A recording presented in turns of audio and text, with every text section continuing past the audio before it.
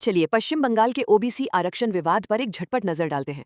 तो देखिए, राष्ट्रीय पिछड़ा वर्ग आयोग, जिसे हम एनसीबीसी भी कहते हैं, उसने पश्चिम बंगाल की 35 जातियों को केंद्रीय ओबीसी लिस्ट से हटाने की सिफारिश कर दी है। और इनमें से ज्यादातर जातियां मुस्लिम हैं। बस यहीं से सारा राजनीतिक और सामाजिक घमासान खड़ा हो गया है।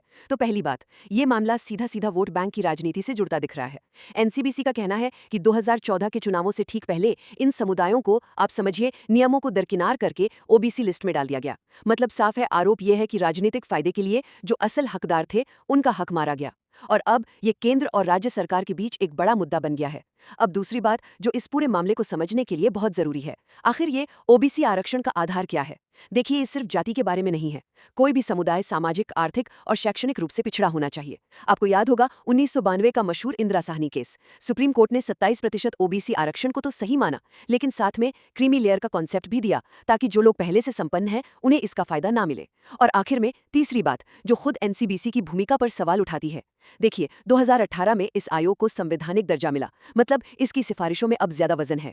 लेकिन सवाल ये उठता है कि क्या 2014 में इन जातियों को लिस्ट में शामिल करना सिर्फ राजनीतिक तुष्टीकरण था, या फिर अब इनको हटाना आने वाले चुनावों के लिए एक नया पॉलिटिकल मूव है। और इसी एक सवाल ने अब देखिए आयोग की निष्पक्षता पर ही एक बड़ी बहस छेड़ दी है। तो कुल मिलाकर ये मामला सिर्फ आरक्षण का नहीं है। ये सियासी फायदे, सामाजिक न्याय और संवैधानिक संस्थाओं की साख के बीच फंसे एक बड़े टकराव को दिखाता है।